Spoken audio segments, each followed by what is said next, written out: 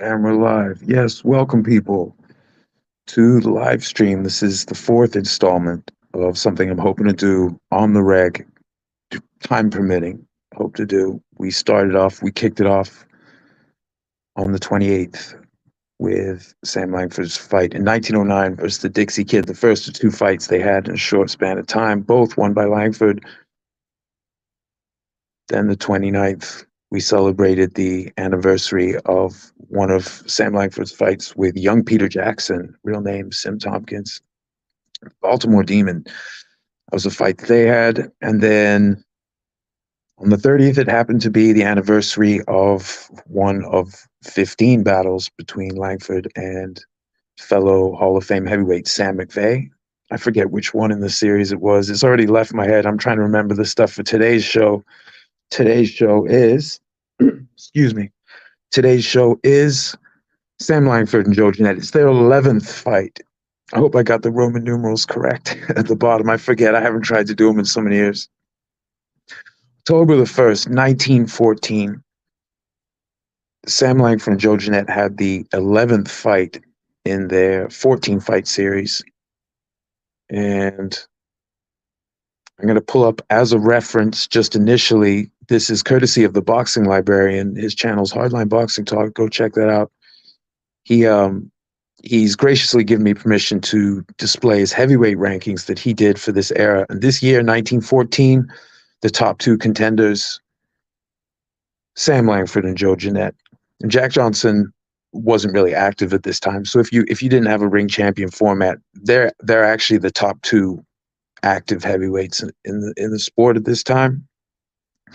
So just wanted to throw that up. Sorry about the repeated delays in getting the show started. I want to do some more graphics and just have a lot of stuff to cycle through to make it a little bit more visually compelling, and also do a few charts. I'm still figuring out the format for this show.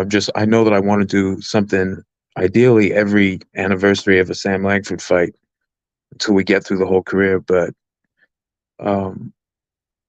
also to try and make it a little more visually appealing. So got a lot of different photos of these guys, or at least what felt like a lot putting them together. So if you want to see how the series went, here's another reason I had a delay. I wanted to type this up for everybody.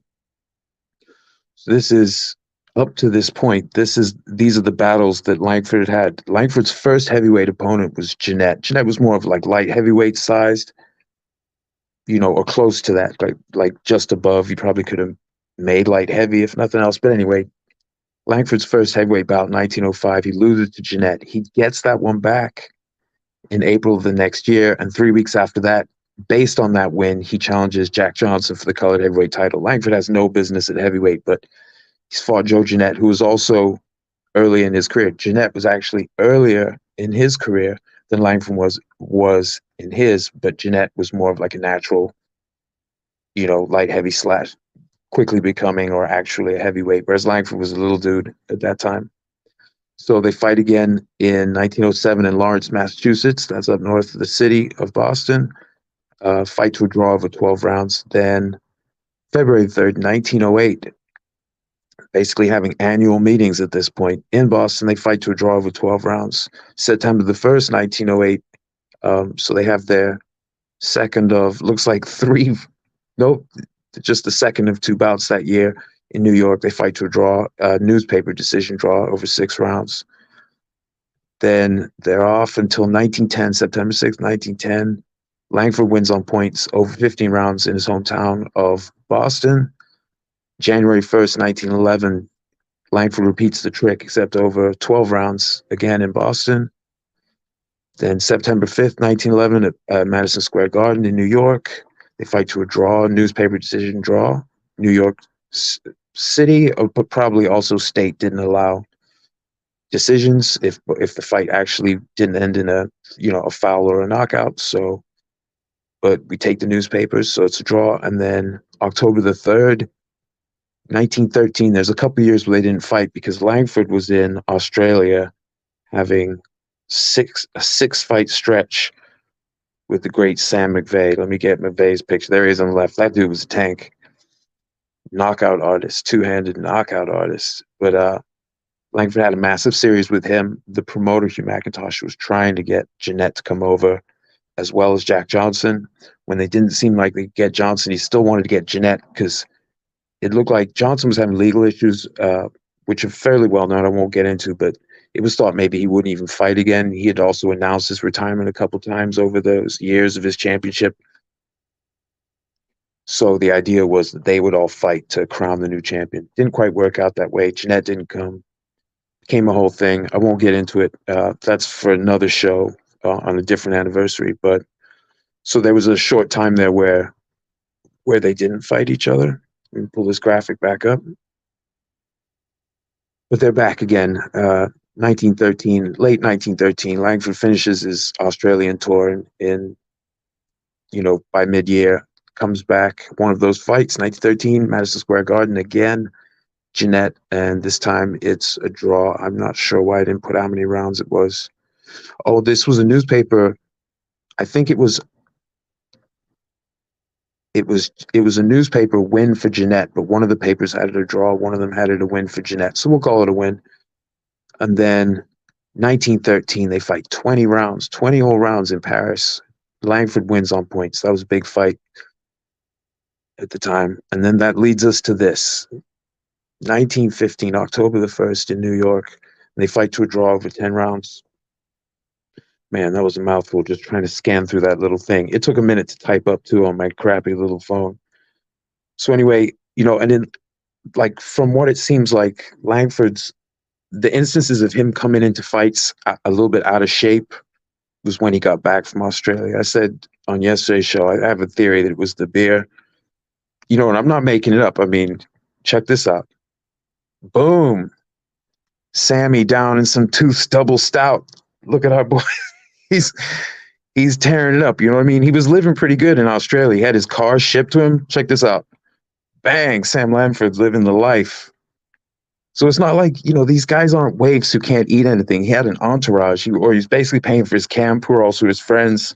But he was living the life. When he got back to the US, maybe the beers added up, because he came in like he apparently didn't look very good in this fight with Jeannette, even though he held his own because he was so great. And also a prior fight he'd had with Gumbo Smith. Now, this is around the time he gets to go back. This is actually the same month. So like that he gets to go back in with Gumbo Smith. And apparently he came in extremely prepared. Like we'll get into that a little bit. Let me see what we got in the chat here. Oh, what's up, Joseph Phoenix? Thanks for dropping by. Yeah, I love this era. It was such a crazy schedule. They could fight each other, but win or lose, they were still going to go have a bunch of other fights. And we're going to get into this because both of these guys had a fantastic 1914. So let me crank up. Who should I crank up first, man?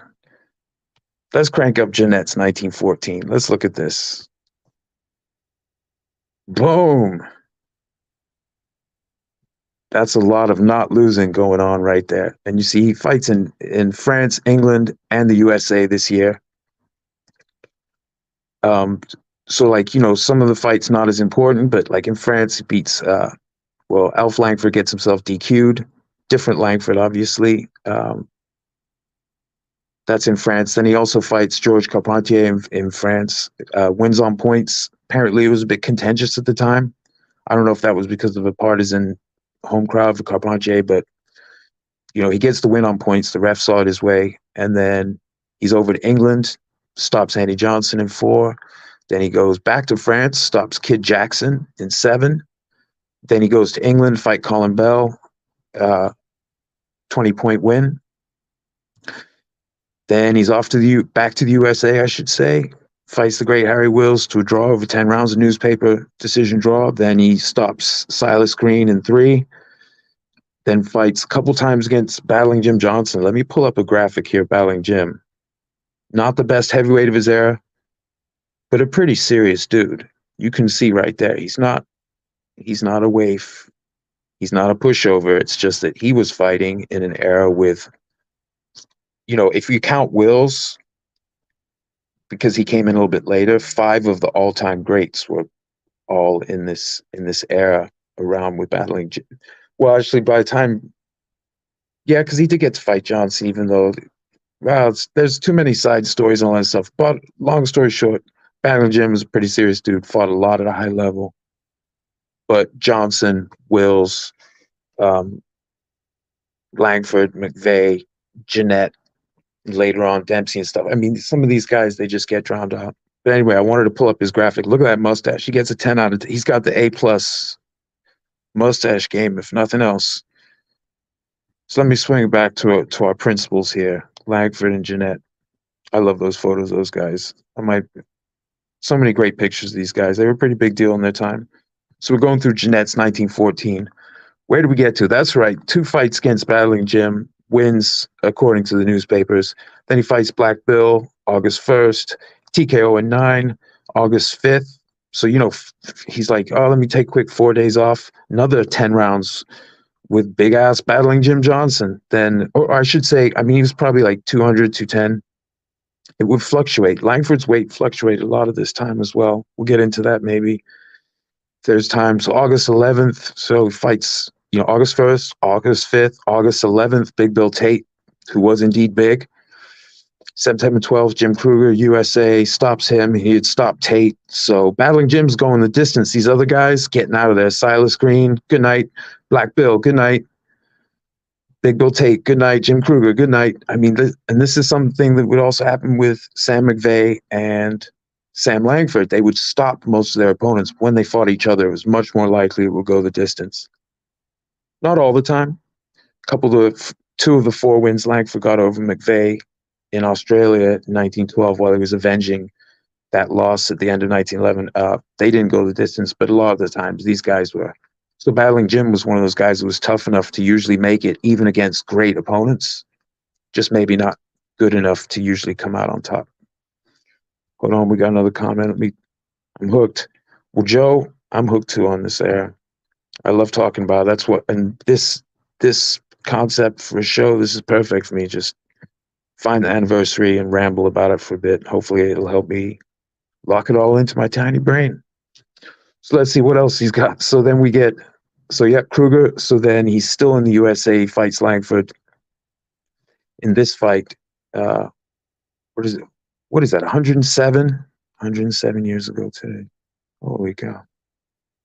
Is that 7? No, that's not 7. I can't even count. 109 years ago. My goodness. The coffee and the vapor get me. Okay, so then why not one more fight against Battling Jim in November? Because, 3 times, is 3 times fighting the gigantic Battling Jim Johnson enough? No. 4 times, that's just about right for one single year of this man's incredible career.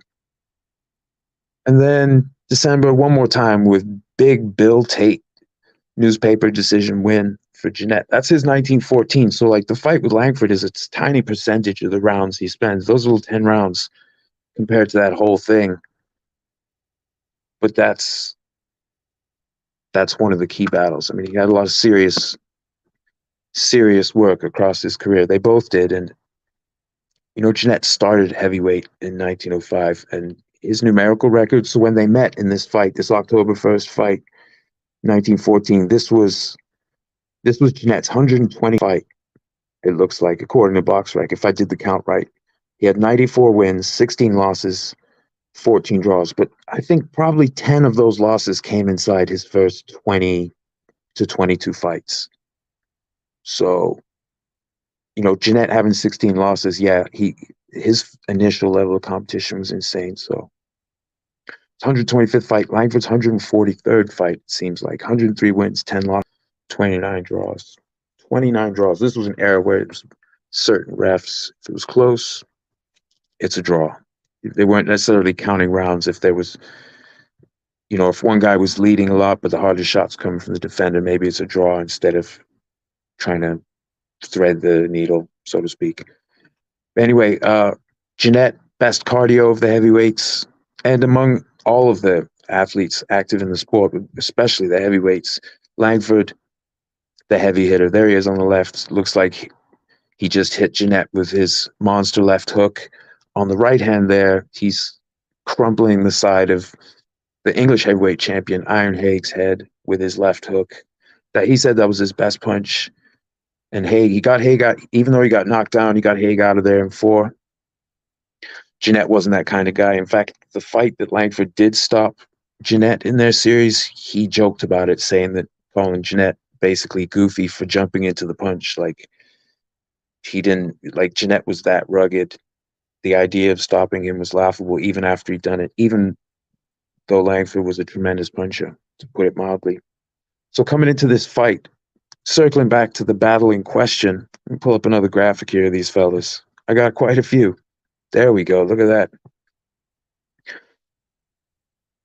So I don't know if I mentioned, so in the bout itself, which went 10 rounds, the New York Tribune had it for Langford. The New York Times had it for Mr. Jeannette. And Bob Egren, who was writing for the Evening World, had it as a draw. So BoxRec has it listed as a, newspaper draw. So, but there must have been enough back and forth that the two papers saw it a different way. So coming into this fight, Langford weighed in 199.5 pounds. Jeannette was 196. Langford at 199 was very solid, but carrying a little bit around the middle. Jeannette was probably pretty ripped at 196. He was a guy who was just stayed in shape, it seemed like. Langford reached about 74 inches. Jeannette, about 75.5. Langford, 5'7.5. Jeannette, 5'10. Listed at 5'10 at least, I think, on BoxRec. And Langford, early 30s. Jeannette, mid-30s. Jeannette was older, even though Langford started in 02, and I think Jeannette debuted in 05, perhaps? Or some, officially. I think he had done some street corner, like bare knuckle, whatever, fighting Jeannette before he turned pro. But I think it was 05, the start of his pro career, if I'm not terribly mistaken. I should have looked that up, huh? So they came in, they fought at the Stadium Athletic Club in New York City. I think that's New York City and not New York State. And this is just one of many, many battles they had. And my plan is to, as I get a little bit more organized, I'll sort of have like more graphics along this line to put into perspective the different ways of looking at the careers in parallel, but also key fights and things like that. Find ways to distill it down. This is a work in progress. The main thing I want to do is be consistent, try to get at least something out on the anniversary of all these Sam Langford fights. So then, in theory, in a year, I will have done them all. So we'll see. We got 4 in a row now. That ain't so bad either, considering how little I put on my channel at times. Boom, 1, 2, and I'll make a playlist, folks, so you keep track.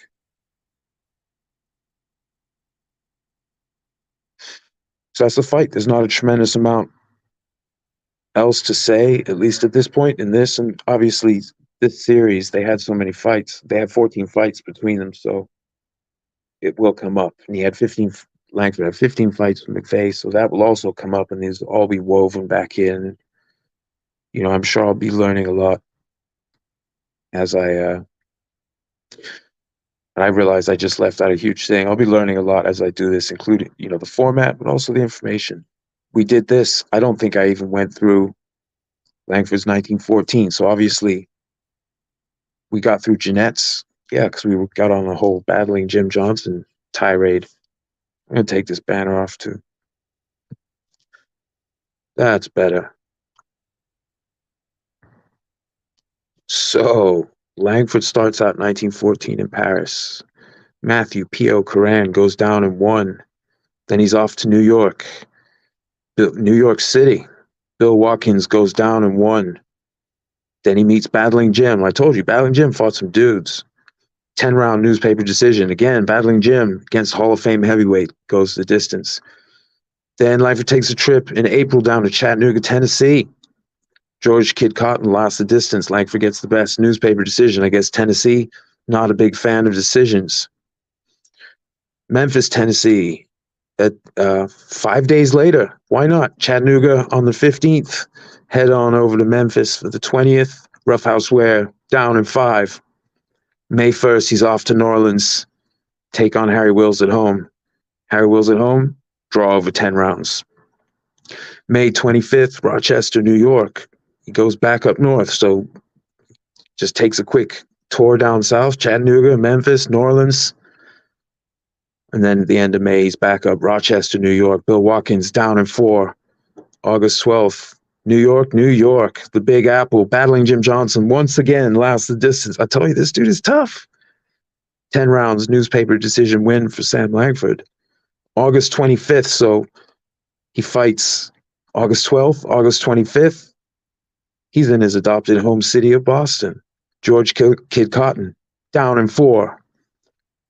Staying in Boston, and I'm assuming he maintained a residence in Cambridge. I'm not sure. That was early in his career. He certainly did. Cambridge basically attached to Boston. Sorry. So he stays. So maybe he's just staying there, and he's also living there. I'm not sure about how mobile he was at this time, but he's certainly moving all over. September 15th, battling Jim, draw over 12 rounds. Why not fight battling Jim again? The guy is a tank. Sam's a little tank. Get it done. October 1st, this is the fight we've been talking about, Joe Jeannette. But then he's not done. October 6th, so he just takes a little 5 days off. Cullen Bell in Boston, back to Boston for Cullen Bell, down in 4. October 20th, third of eventual 4 fights in the month. October 20th, Ed Gumboat Smith, he avenges himself. I'm going to get into this fight on the 20th. I'm going to do a big thing on this battle because there's a lot of heat in this fight. Because Gunboat was a rare character to get a win over him. Langford was a lot of shape. He had a point to prove. He came in pretty big. He came in around 200 pounds or just under it, but Langford came in jacked, destroyed. So we'll get into that. But then he loses a surprise, upset loss, newspaper decision loss to the great Joplin Ghost, Jeff Clark, one of the great jabber movers of the early gloved era. And again, this is coming up. So I'm really excited about this. The 26th, we get to talk about Jeff Clark and who he is and what he did. Oh, my goodness. Anyway, November 10th, Vernon, California, hits the other coast. Tom McMahon, down in 6. 6 days later, November 16th, he goes over to San Diego. Staying in California, Jim Cameron, down in 6. Closes out the year, November 26th. Vernon, California, big fight city. I don't know if it was a town or what. Go town, city, township. At that time, lots of fights in Vernon, California. Harry Wills, KO in 14. That series would eventually go sharply against him. But in 1914, he took Wills out in 14. That's a beast of a year right there. That's a beast of a year. I need to sip my coffee. That was so many fights. Hold on a second, folks. Let me know after the fact in the comments if I should be playing my guitar in between talking about this stuff. I could just plug in the electric and just, you could sit back, sip some Tooth Double Stout, and, let me play some guitar. I've got a photo. I don't have it loaded of Sam McVeigh playing the guitar. I should put together a band, Jack Johnson on bass, Sam McVeigh on guitar or piano. Have him play both. You'd have to work it out. I'd have to think about that. Joe Frazier, you got to have him on the mic, potentially. So these guys, just get back to the topic. 1914, amazing years. A lot of winning going on. All those fights between them, Langford had a loss. So a lone upset loss. And that was 6 days after he'd fought. Like these runs. So these are like seasons. These are epic seasons. Even with a loss, even with draws. I mean, it's really hard. It has happened, but it's really hard to have a season this tough and do any better than this. These guys are all-time standouts in the open weight sense, as in throw them in. And for this year, the boxing librarian, someone who's spent an inordinate amount of time studying this era, when he did these a couple years ago, Langford and Jeannette top guys for this year. So this is a year-end rankings, by the way. Obviously, this is a very important fight. Most of their fights were really good as well. Not all. This one here, Langford, they said, it wasn't bad, but he wasn't in the best shape. He wasn't in the shape they were accustomed to seeing him in because he was shockingly ripped. You can see him on the right there. That's in 1909, May 1909. He's absolutely rip cut. He's not super heavy, but he's short and thick in the chest and shoulders. You can see his shoulder muscles there. They're bizarre. He looked, he was kind of a cartoon. He had a cartoon figure, but then the experience, toughness, drive, tenacity, and all obviously like probably pretty tough hands. And he lucked out getting good instruction early in his career, so he didn't destroy his hands, wailing on people. George Byers, Jimmy Walsh, some other guys who knew what they were doing helped him do that. So, even though he lost his eyesight, his hands, I guess he always kept him in pretty good shape. Not bad for such an epic puncher as Langford, who was being hailed before this fight even happened. I mean, he was widely hailed as the hardest hitter. It's not just the mass, because he wasn't particularly big, but it's the technique, explosiveness, and there's a certain zinc. Like, there are people who are naturally more uh, able to harness power punching. They have an instinct for it, or whatever the elements are that best get them there. They have the intangibles to go with technique. And so you don't have to be the largest. Bob Fitzsimmons like that, great Rocky Marciano, and the great Sam Langford just like that. So they were much bigger guys than him who just they couldn't get the same angles and pounds per square inch on the knuckles that counted, on the parts that counted to deliver the knockouts. So, and what's interesting about Langford is, like with Joe Louis, sometimes he would let his back foot come up off the canvas when he threw his cross, but he's doing that using sort of the front legs like a fulcrum point, so it actually gives you a little bit more reach. And Langford would sometimes do that, and then sometimes do a more grounded right. I guess it would be how the distance he was trying to travel, but I thought that was interesting. Like there are plenty of examples. It's almost like Marciano. Like there are examples of keeping both feet down, and examples of other times bending those rules for effect with in the right time. Langford was one of those kind of fighters. He could mix it up. And we have footage of, I think it's the 10th fight between Jeannette and Langford. So not this one, but the one that preceded this fight. There, and you can tell from the footage that's survived, they knew each other really well already.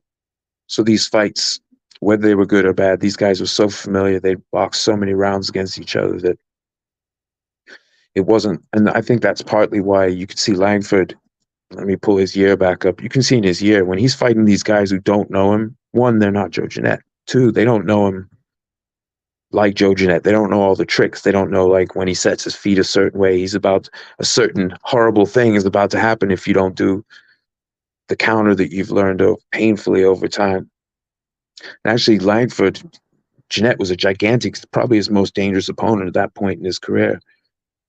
I would think most certainly because of the size, but also who Jeannette was and who he'd been fighting already.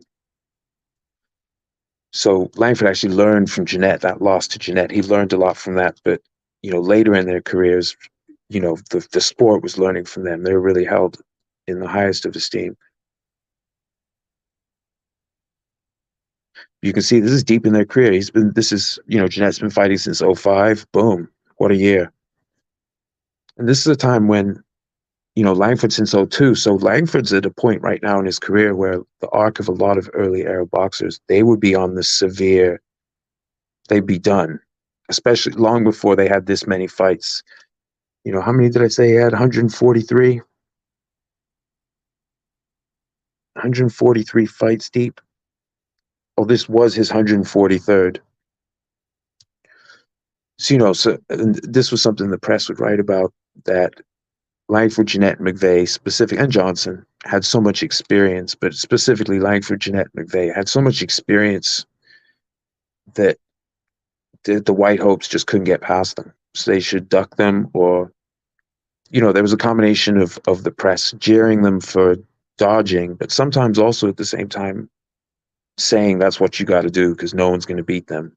You're never going to get a white dude through these guys to try and take back the title from Johnson. There was it was a whole mess, but a lot of people, including a lot of the writers, just wanted the biggest fights, regardless of whatever kind of mess they might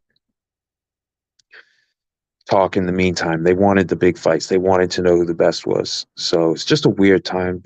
Uh, but as far as the health of the sport and architecture, you can almost ignore the title. I mean, the color titles were in full effect, and defenses and things like that. So if you fight in a no decision state, you can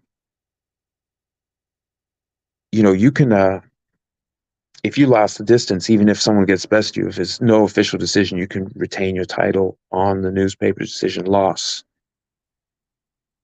because you didn't get stopped. And there have been other times, I think at least one of the fights between Ted Kid Lewis and Jack Britton, the title was at stake, but you had to finish so you could win and still not get it. But we'll get into that in a future show. I'm going to call it, folks, just keeping this one short. I hope you have a fantastic day, and I'll look through the record and see if we've got something for tomorrow. Take it easy now.